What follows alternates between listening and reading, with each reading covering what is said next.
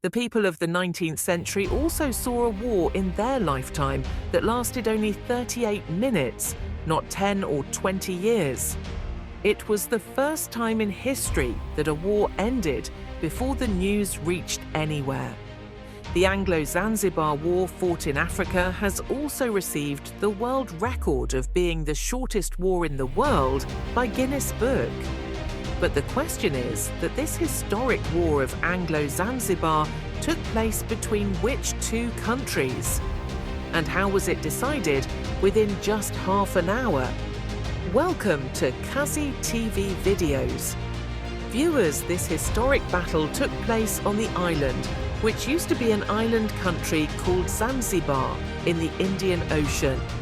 Only 40 kilometers from the coast of East Africa, Zanzibar used to be under the control of the Sultanate of Oman. Everything was going well, but then there was the entry of a power that tried to rule over Zanzibar and East Africa through politics. Yes, we are talking about British rule. The British Empire had its eyes on East Africa, including Zanzibar Island, from a long time ago.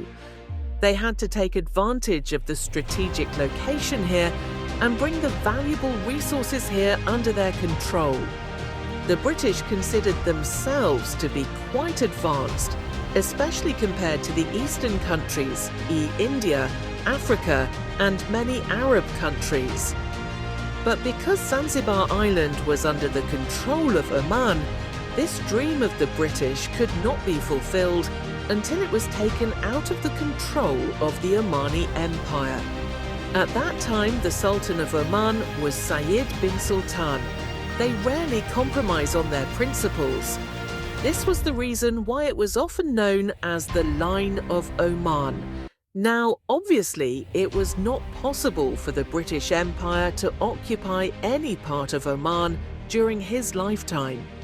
When he died in 1856, there was a rift between his sons for the throne of Oman. This was the point when Oman split into two. The eldest son Twini bin Said took over the throne of Oman, and the younger son Majid bin Said separated Zanzibar from Oman and made it a new country. Zanzibar, which had been a part of Oman for the past several centuries, was refused by many Arab sultans to accept Zanzibar as a new country due to Majid bin Said's decision. But the British Empire had no better chance. He immediately placed his hand on the head of Majid bin Said and recognized Zanzibar as a new country. Somehow the British Empire had now entered the politics here. Zanzibar's main source of income was the world's last existing slave market. That is, the market where slaves were traded. Slaves were transported by ropes from the African mainland to Zanzibar Island. Often the slaves in the ship untied their ropes and jumped into the Indian Ocean. Many fell ill and many died of suffocation during the short journey of only 40 kilometers. Their dead bodies were brutally thrown into the sea. They were sold in slave markets in Zanzibar. Here, several hundred slaves were kept in small cells with little air and no food or drink. The dialects of the slaves seemed to be that they were first made to stand on lines and tied to trees. And then everyone was whipped very hard. The one who had more endurance and did not cry, or cry even after eating the whip, was more expensive. Years passed and the sultans of Zanzibar also changed. His main source of income was the slave market, and above all the support of the Brits. A magnificent palace was built for the Sultan in Zanzibar, which was right on the seafront. This palace had every facility for the Sultan, which was not even possible to imagine at that time. Above all, this palace was the first building in East Africa to have electricity connection. The palace was mostly made of wood and all the buildings in it were connected to each other by bridges. At this point, the British were making a very bad impression on the world regarding the Zanzibar slave market. because they were the ones who supported the Sultan of Zanzibar. So they put pressure on the Sultan of Zanzibar to close the slave market. After much effort and agreements, in 1873, the world's last slave market was closed forever. One thing was clear in all this, that the British control over Zanzibar was becoming quite strong. 25. August 1896. The pro-British Sultan of Zanzibar dies suddenly. He was killed by his own cousin Khalid bin Bargash and sat as the Sultan of Zanzibar. They were also made by the will of the British, because the British wanted the next Sultan to be their own, and for this task they chose Hamud bin Muhammad. The British learned of Khalid bin Bargash's plot, so they sent a message to his palace containing a direct threat. The threat said that the palace should be vacated by 9 a.m. on August 27th. Khalid, the new Sultan of Zanzibar, assembled his forces and shut himself up in the palace. With the threat, Zanzibar Island was surrounded by British Navy ships. There was a lot of tension in the palace for the next 2 nights. August 27th at 8 a.m., an hour before the ultimatum ends, the British consul received a message from the Sultan in which it was written that he was ready to end the matter through negotiation. The British consul replied that negotiations can only take place if you obey our orders. At 8:30 p.m, Khalid sent another message that I have no intention of abdicating the throne of Zanzibar, and I don't think the Brits will praise us for fighting a war.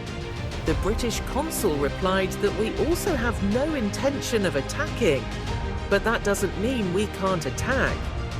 At that time, there were 2,800 guards outside the royal palace of Zanzibar. It included some civilians, some of the palace's own guards, and several hundred of the Sultan's own servants and slaves.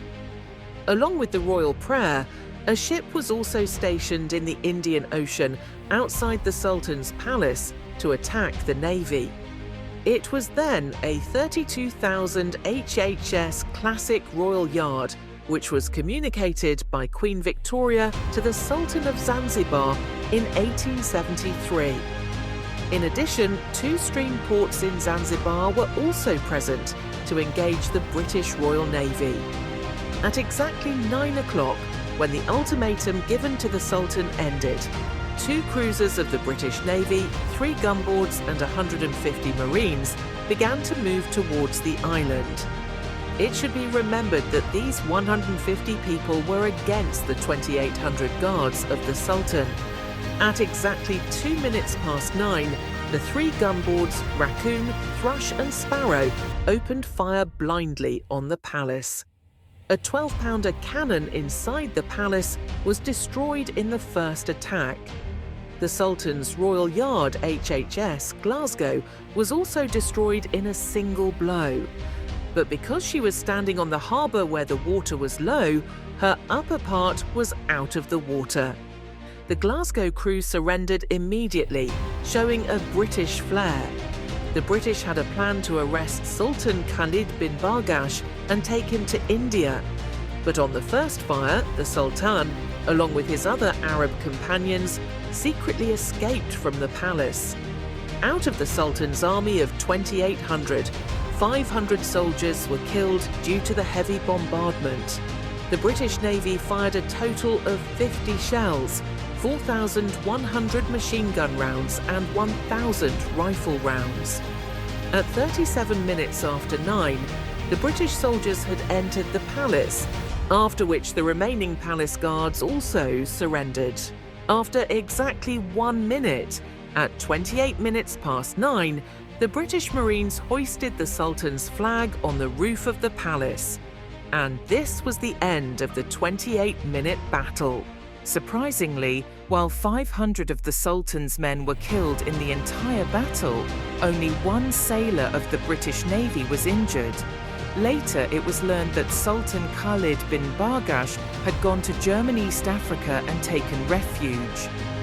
At that time, there were 2 major powers in East Africa, One was the British and the other was the Germans. Immediately after taking possession of the palace, the British made their favorite Sultan Hamoud bin Muhammad the new Sultan of Zanzibar on the same day. The 38 minutes battle, fought at Arthas, began a new phase of heavy British rule in Zanzibar. Zanzibar then became an indirect colony of the British under the leadership of Sultan Hamoud bin Muhammad, and over the next 10 years, 17,200 Zanzibari slaves were freed and slave culture was eradicated from all corners of Zanzibar. In the 18th and 19th centuries, the British colonized the countries that benefited or harmed human civilization. What is your opinion about it? I hope you will like and share this first video of Kazi TV. Thank you very much for your kind comments. See you in the next wonderful video.